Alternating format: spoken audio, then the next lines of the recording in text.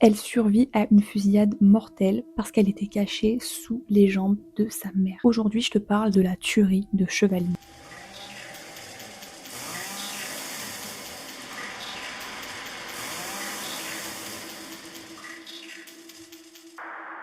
On est le 5 septembre 2012, non loin de Annecy, en Haute-Savoie. Un cycliste anglais qui possède une maison dans le coin passe par hasard sur le chemin de la Combre d'Ir. Il est aux alentours de 15h et tout semble calme.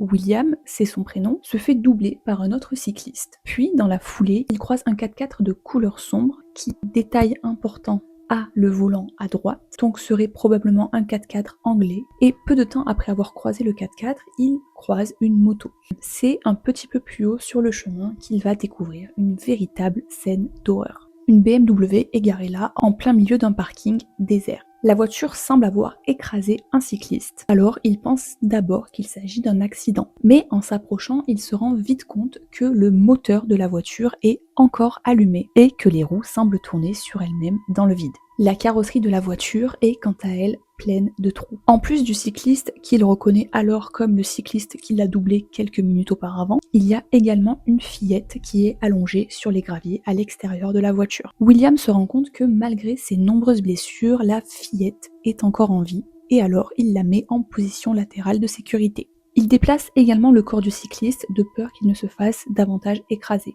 Il casse alors l'une des vitres de la voiture pour éteindre le moteur et c'est là qu'il voit une scène qu'il qualifiera plus tard comme une scène sortie tout droit d'un film hollywoodien. Il y avait beaucoup de sang et des têtes trouées par des impacts de balles.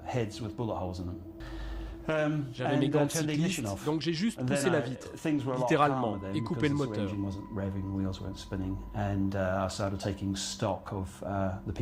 Tout était beaucoup plus calme tout d'un coup, parce qu'il n'y avait plus le bruit du moteur et des roues qui tournent sur elles-mêmes. Les trois occupants de la voiture ont le corps criblé de balles, même leurs visages n'ont pas été épargnés. Il remonte alors sur son vélo et fait la route inverse en espérant tomber sur quelqu'un qui a un téléphone portable. Il croise alors une voiture et il les arrête immédiatement. Il leur demande de faire demi-tour, qu'il y a une scène atroce un peu plus haut et il précise qu'une fillette est encore en vie et qu'il faut absolument appeler les urgences. Il est alors 15h44 et l'homme, en apprenant que une petite fille est entre la vie et la mort, n'écoute pas le cycliste et se rend sur les lieux du crime. Pour l'instant, on sait qu'il y a 5 victimes à déplorer, donc les membres de la famille et le cycliste qui semble avoir été percuté par la voiture. Mais à 23h le jour même, un vacancier qui séjourne dans un camping non loin de là se fait savoir auprès des forces de l'ordre. Il explique qu'il connaît la famille, qu'il les a déjà croisés dans le camping et que normalement il y a une deuxième petite fille. Ils se mettent à fouiller les environs de la voiture un peu plus scrupuleusement. Et c'est à ce moment-là qu'ils se rendent compte qu'au pied des deux passagères à l'arrière de la voiture, à savoir la mère et la grand-mère, ils découvrent une petite fille vivante. Mais alors, qui sont les victimes? Il s'agit d'une famille qui vit en Angleterre. On a le père, Saad, la mère, Iqbal, la grand-mère, Suhaila, qui elle vient de Suède pour les vacances. Le couple, originaire d'Irak, s'est rencontré en 2003 lors de vacances à Dubaï. Avant ça, Iqbal a été marié pendant un très court laps de temps à un Américain, un certain James Dudley Thompson. Saad, il est designer en ingénierie et il possède sa propre société tandis que sa femme est dentiste. C'est donc une famille assez aisée. Les fillettes du couple, Zainab 7 ans et Zina 4 ans, sont saines et sauves.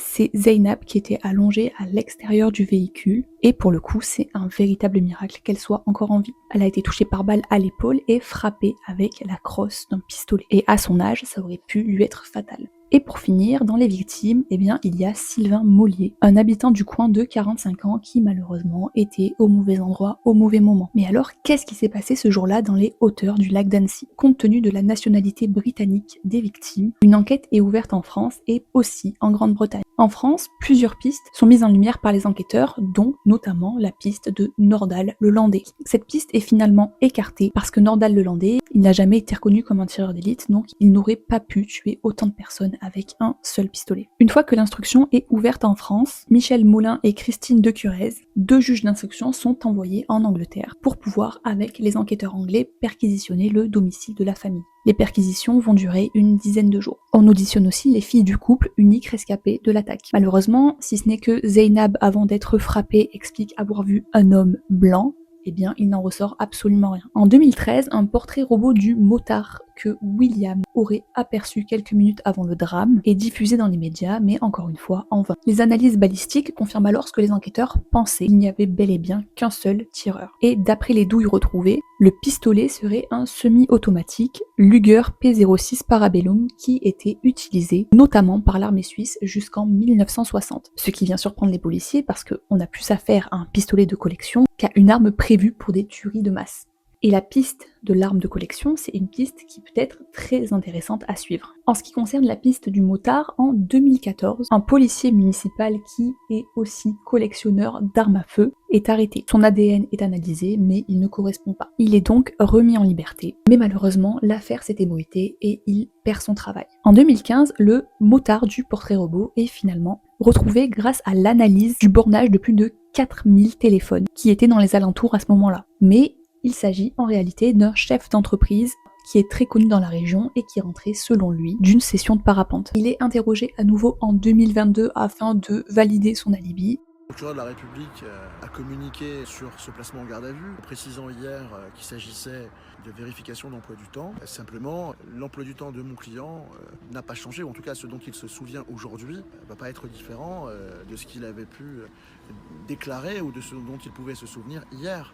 Il est à nouveau exclu de la liste des suspects. Une autre piste qui est scrupuleusement étudiée à partir de 2014, c'est la piste de l'ex-mari d'Iqbal, Dudley Thompson. En effet, à ce moment-là, les policiers apprennent que l'homme est décédé subitement d'une crise cardiaque le 5 novembre 2012, soit le même jour que la tuerie de Chevaline. Malheureusement, comme il est officiellement mort d'une crise cardiaque, il n'y a aucune autopsie qui a été réalisée. Les enquêteurs français, à ce moment-là, ils demandent à ce que le corps soit exhumé pour qu'on puisse pratiquer une autopsie, mais sa famille refuse. D'après eux, Dudley aurait eu de nombreux mariages avec de nombreuses femmes, et il était marié avec Iqbal il y a plus de 10 ans. Alors pourquoi est-ce qu'il l'aurait tué? Du côté de la Grande-Bretagne, en 2013, on se tourne surtout sur la piste du différend familial. En effet, Saad a un frère, Zaïd, et l'année qui précède le meurtre, leur père décède. Et sa fortune est alors estimée à plusieurs millions de livres sterling. Un ami du couple explique d'ailleurs à ce moment-là que depuis quelque temps, avant le meurtre, Saad était préoccupé par quelque chose, sans vraiment que ses proches sachent de quoi il s'agissait.